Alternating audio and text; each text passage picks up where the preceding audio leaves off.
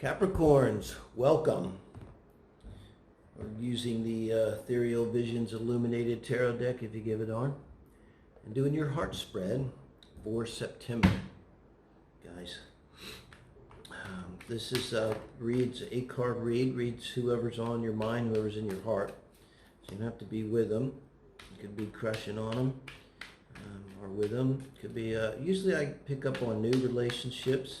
Singles are here. Just keep in mind that, number one's like your rising in astrology, and the number two is the 7th house energy. So when we do number two, we're simply, for singles, describing your future person here.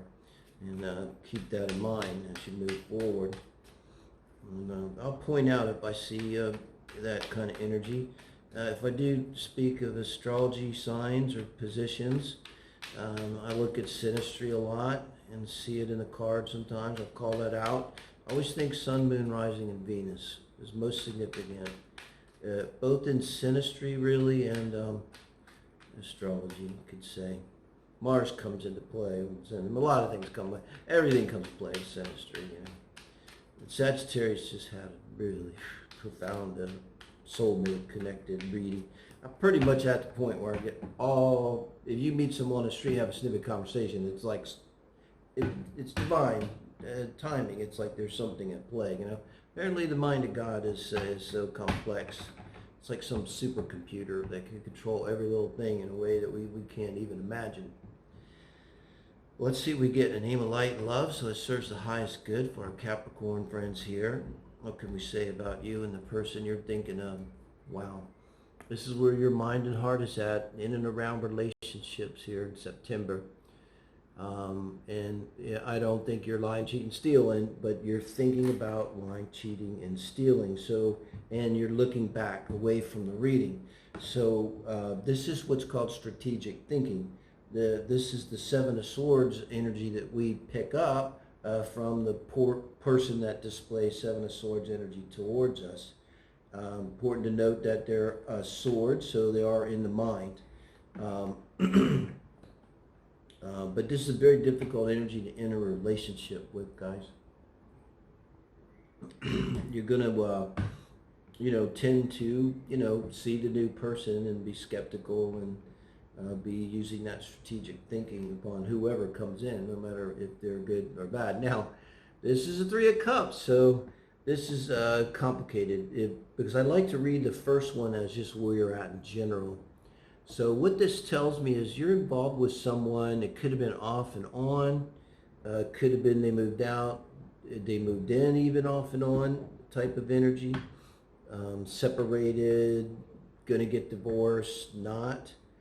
But it looks like this is going to be, this is kind of both classic energy of these cards. A classic 3 of Cups here is, too many loves in the bed. But you're not cool with that, or you wouldn't be having 7 Swords reaction. You'd be like a King or Queen of Wands going, yeah, let's do this thing. And let's just see how you're reacting in the relationship. Justice, wow. So you don't want to let this go, Capricorn. That's what this Justice is. So now we're bringing in Major Arcana. And, it could be you tapped into this feeling that there's something important here. Again, I said all relationships, even if they're not working out, even if they cheat on you or something, it doesn't mean they're not karmic and not important and not soulmate relationships. But then this is how the heart spread works. When the relationship fails, the advice becomes for you, all of it. And because that's what we need to do, is learn and get closure from these relationships. It's I'm a little bit jumping the gun, I'm not saying it's impossible, but you're off to a difficult start here. Wow. They're feeling, but the Hierophant here, I believe, is self-righteousness. This could be them gaslighting you and stuff too. Like you're saying something like, it was unfair, don't you realize what you did? And they come back and say, well, you have that issue with fairness because you got Libra in your chart there and then blah, blah, blah. And I think this is showing them, not being very open to whatever your point of view is. You know, they could even be denying that anything happened. God, it reminds me of this TV show. If you're young, you won't remember, Love American Style. And a woman comes home, or the man, and the wife or husband's making love to somebody else, and they catch them red-handed. You know, came home early from a trip, and the person just completely denies it, and so does the other person, and they just the lover gets dressed and just walks out, and the husband kept saying, "Oh, what woman? There's no woman. Do you see a woman?" It could be a little bit of that. Like, they're really trying to deny it. No matter, with justice, you be coming at them pretty hard. It's like you're taking one of them swords that you picked up, you got 5 of them, and you're wheeling it at them, and you're saying, "Damn it, you know, tell me what the truth is." And they're just like, "Oh, what truth? There's nothing. There's nothing to talk about. Nothing happened." Yeah. Wow. Now this is your advice from Spirit in the relationship, and this is advice for your person, for you and your person in this relationship, personal advice. You know, coming under justice has quite an impact. If you look at them together, this is justice over the devil. My sense of this is you're not going to get your justice, whatever it is that you want. I don't know what you want from them. Probably maybe you want, like, yes, I'm an asshole, I was wrong, but I love you and it'll never happen again. And I think, like, this is you being engaged with them in a way, attached to them. It's not just sexual, but it's this magnetic connection that's obsessive, you know, and has that devil energy. You know, it's like they're like a drug. And I hate to use the word narcissist, but this is also classic narcissist stuff here. Everything I'm kind of talking about, the way you're drawn to them. And they know this consciously or unconsciously, and they you know, you got to consider the fact you could be in a harem. You don't even realize it. You're just a harem woman, man. You know, or women, you know. So the Hanged Man, yeah, this is their advice. So you think of the Hanged Man as their advice. What I'm getting from this is I doubt this person's cross-watching. Talk to me if you're a cross-watcher. Go, what are you talking about right here? But if this is bringing this narcissist energy, very selfish energy, you know, not at all loving, you know, or kind energy, the universe is kind of telling them, for the love of your own soul, you know, back off, take a break. Because I think they know that they can just reel you right back in. I think that's what this is about. Holy shit. Now you come in with justice, and now you've got judgment. Now this is for the relationship as a whole. What the universe is trying to say, Source is trying to say, your gods, your angels, however you want to look at it, this is that advice for the relationship as a whole.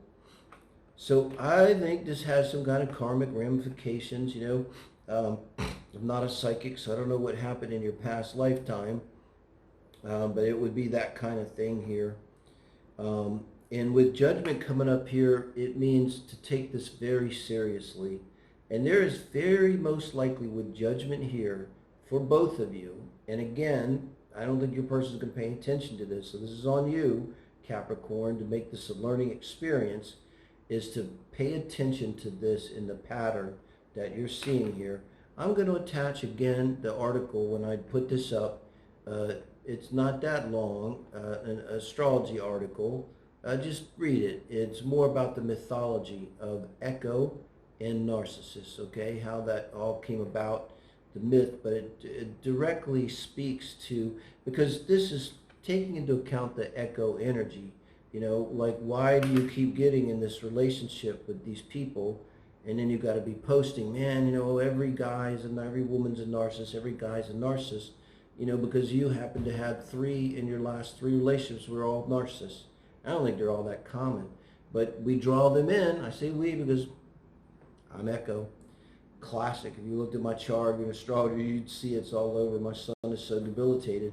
But we draw them in because they give us something. They fill us up. That's what you're being advised. Realize this.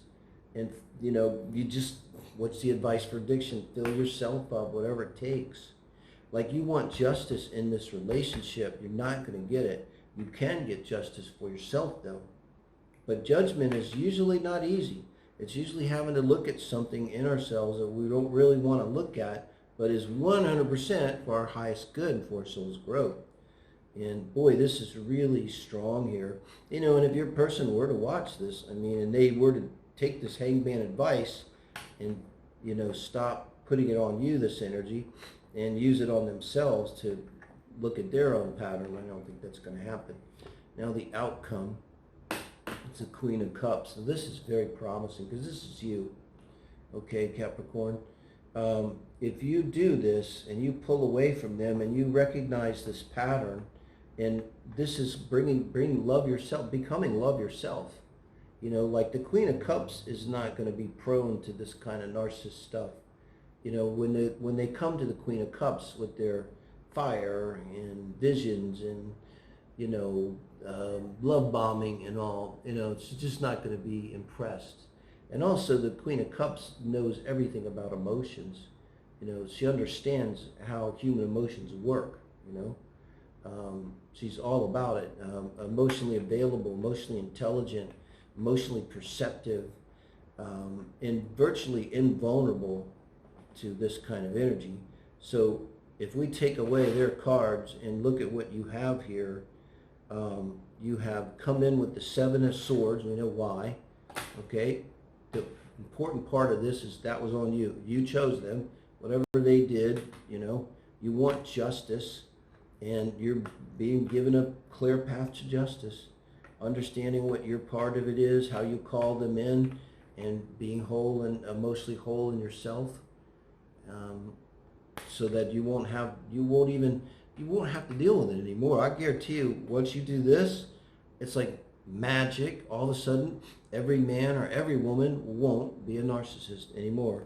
You'll be like, oh my God, I guess not every man and not every woman is a narcissist after all.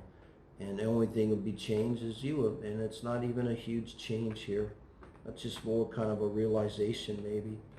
So let me know if that's helpful. Give me a thumbs up, share, and subscribe. Thank you guys.